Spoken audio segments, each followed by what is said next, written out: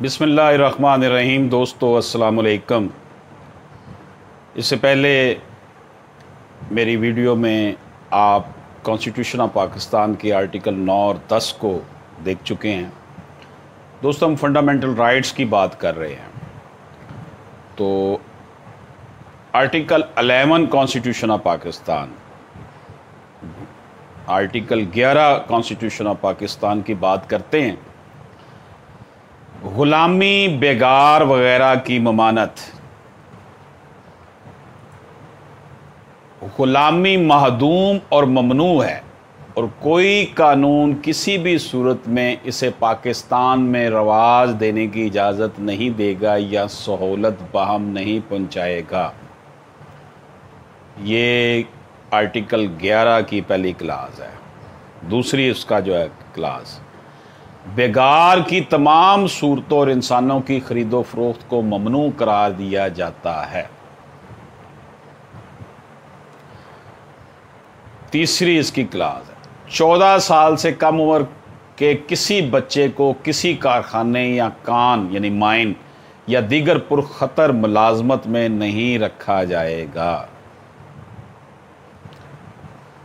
इसी आर्टिकल 11 का चौथा जो पॉइंट है, इस आर्टिकल में मज़कूर कोई अमर इस लाजमी खिदमत पर असंदाज मुतसव्वर नहीं होगा। कौन कौन सी जी? अलफ जो है, जो किसी कानून के ख़िलाफ़ किसी जुर्म की बिना पर सज़ा भुगतने वाले किसी शख्स से ली जाए, या बे, जो किसी कानून की रूह से गर्ज़े आमा के लिए मतलूब हो, मगर शर्त यह है कि कोई लाजमी खिदमत ज़ालमाना नवीयत की या शर्फ़ इंसानियत के मुखालफ नहीं होगी। तो दोस्तों, आर्टिकल 11 जो है कॉन्स्टिट्यूशन ऑफ पाकिस्तान का, वो इस्लामी तालीमात का अकास, कुरान मजीद, नबी पाक सल्लल्लाहु अलैहि वसल्लम के फरमुदात का आकास है कि जिसमें वाज़े तौर पर कह दिया गया कि बेगार किसी के साथ ज़बरदस्ती करना, इंसानों की खरीदो फरोख्त करना कत्तन ममनू करार दे दिया गया है। और ये भी कहा गया कि 14 साल से कम उम्र के किसी बच्चे को किसी कारखाने या कान या दीगर पुरखतर मुलाजमत में नहीं रखा जाएगा। लेकिन मैं आपको अर्ज़ करूं, पाकिस्तान में बहुत से कारखानों में 14 साल से कम उम्र के बच्चों से काम लिया जा रहा है। इस हवाले से हुकूमत को चाहिए कि वो अपने लेबर डिपार्टमेंट को कहे कि वो इन्वेस्टिगेट करें। और आर्टिकल 11 जो है वो इंसान की जो बुनियादी तौर पर जो अल्लाह ने उसको आज़ाद पैदा किया उसको इंश्योर करता है।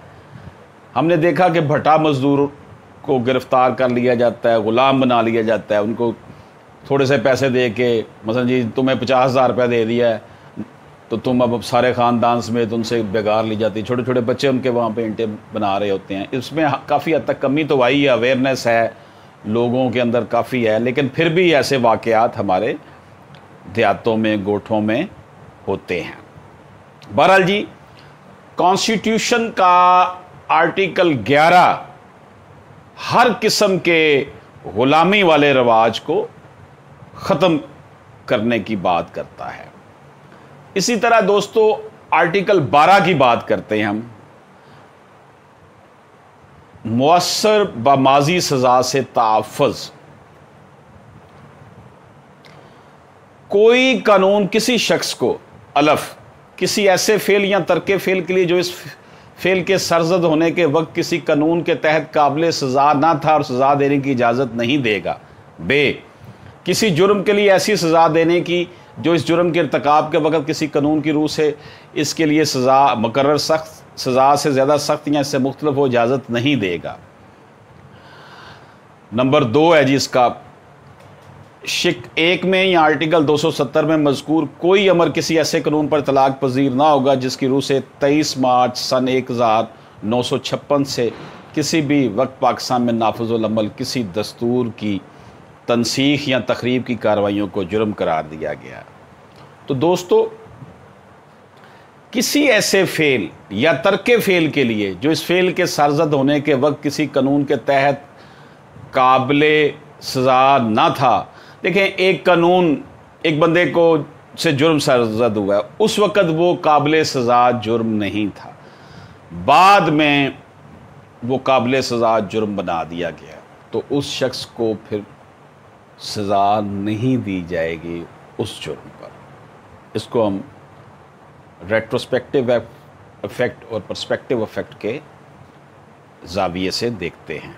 तो गोया ये बात अज़र मिनल शम्स है कि आर्टिकल 12 कहता है कि ऐसा कोई फेल जो सरजद हुआ हो और उस वक़्त लॉ ऑफ लैंड ऐसा ना हो जिसमें वो जुर्म करार दिया जाता हो, या उसकी सज़ा वो हो जो बाद में नाफज कर दी गई हो, तो उस बंदे को उस जुर्म की सज़ा नहीं मिलेगी। तो दोस्तों, ये हमने आपकी खिदमत में आर्टिकल 12 पेश किया है। 11 पेश किया था ग़ुलामी, बेगार वगैरह की ममानत, और 12 है मुअस्सर बामाजी से सज़ा से तहफ़्फ़ुज़। अब हम बात करते हैं आर्टिकल 13 की, दोहरी सज़ा और अपने आप को मुल्ज़म गर्दानने के ख़िलाफ़ तहफ़्फ़ुज़। बड़ा अहम है, इसका हमारे क्रिमिनल लॉज पर इसके ऊपर बड़ा बेस करता है। आर्टिकल 13 कहता है जी, किसी शख्स अलफ पर एक ही जुर्म की बिना पर एक बार से ज़्यादा ना तो मुकदमा चलाया जाएगा और ना सज़ा दी जाएगी,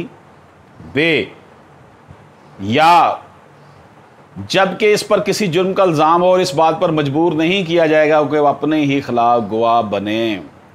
बड़ी खूबसूरत बात है जी कि अगर एक शख्स को एक जुर्म में सज़ा हो चुकी है तो दोबारा उसके ऊपर वो मुकदमा नहीं चलाया जा सकेगा और उसको सज़ा दोबारा नहीं दी जाएगी। आर्टिकल 13 कहता है कि दोहरी सज़ा का जो है वो निज़ाम नहीं चलेगा। और इसके साथ साथ आर्टिकल 13 का जो बे क्लाज है वो कहता है कि किसी शख्स को इस बात पर मजबूर नहीं किया जाएगा कि तुम अपने आप के ख़िलाफ़ गवाही दो, खुद ही अपने ख़िलाफ़ गवाह बन जाओ। तो गोया दोहरी सज़ा और अपने को मुल्ज़म गर्दानने के ख़िलाफ़ तहफ़्फ़ुज़ के हवाले से आर्टिकल 13 वाज़े तौर पर हमारी जो है वो रहनुमाई करता हुआ दिखाई देता है। तो दोस्तों, आर्टिकल 14 की बात करते हैं। शर्फ़ इंसानी वगैरह काबिल हुर्मत होगा। नबी पाक सल्लल्लाहु अलैहि वसल्लम ने इंसानों को शर्फ़ इंसानियत से हमकनार किया और इंसान को वो इज़्ज़त व हुर्मत दी कि लोग शहनशाह जो हैं हज़रत बिलाल हबशी रज़ी अल्लाह ताला अन्हो की किस्मत पे नाज़ा हैं।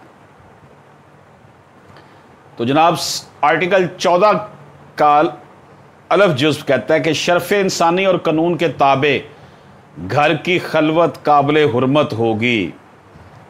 बंदा एक अपने घर में जब मौजूद होगा तो वो काबिल हुर्मत होगा और उसको तहफ़्फ़ुज़ होगा, उसकी इज़्ज़त जो है उसके ऊपर जो है वो कोई कंप्रोमाइज़ नहीं होगा। रियासत उसकी चादर और चारदीवारी का तहफ़्फ़ुज़ करेगी। किसी शख्स को शहादत हासिल करने की गर्ज से अज़ियत नहीं दी जाएगी।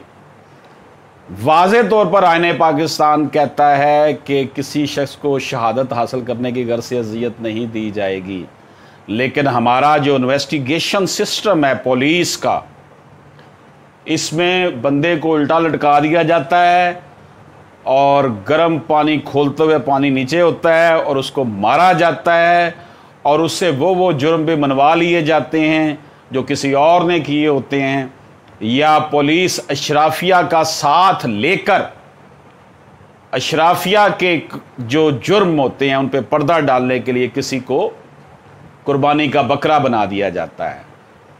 तो मैं अपने इस फोरम के थ्रू, अपने इस यूट्यूब चैनल के थ्रू अरबाब इख्तियार से ये सवाल करता हूँ कि आइन का आर्टिकल 14 का जुज़ 2 कहता है कि किसी शख्स को शहादत हासिल करने की गर्ज से अजियत नहीं दी जाएगी।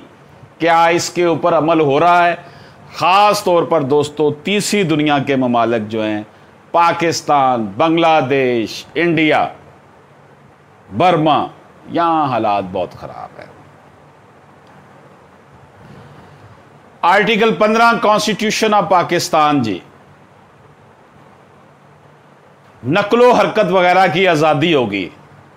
हर शहरी को पाकिस्तान में रहने और मफाद आमा के पेश नज़र कानून के ज़रिए आयद करदा किसी माकूल पाबंदी के ताबे पाकिस्तान में दाखिल होने और इसके हर हिस्से में आज़ादाना नकलो हरकत करने और इसके किसी हिस्से में सुकूनत अख्तियार करने और आबाद होने का हक होगा। एक बंदा अगर बलूचिस्तान में रहता है तो वो पंजाब के किसी भी शहर में आके बस सकता है, यहाँ काम कर सकता है। जो भी लॉज हैं उस एरिए के, इलाके के, सूबे के, शहर के, उनके ताबे रहकर, मुल्क के कवानीन के ताबे रहकर। किसी को रिस्ट्रिक्ट नहीं किया जा सकता अपने शहरी को कि भाई तुमने कराची नहीं जा सकते, तुम कोयटा नहीं जा सकते, तुम फलां इलाके में नहीं जा सकते। उसको वहाँ पर किस मुल्क के किसी भी हिस्से में रिहाइश रखने का, आबाद होने का मुकम्मल जो है वो हक हासिल है। तो जनाब आज की हम इस वीडियो में हमने आर्टिकल 15, आर्टिकल 14, आर्टिकल 13 और आर्टिकल 12 और आर्टिकल 11 यानी 11, 12, 13 और 14 इसके साथ साथ 15 का, यानी कि 11, 12, 13, 14, 15 ये 5 आर्टिकल्स का हमने डिस्कशन की दोस्तों। उम्मीद है कि आपको हमारी ये डिस्कशन पसंद आई होगी। अशरफ आसमी एडवोकेट को इजाज़त दीजिए। अल्लाह हाफ़िज़।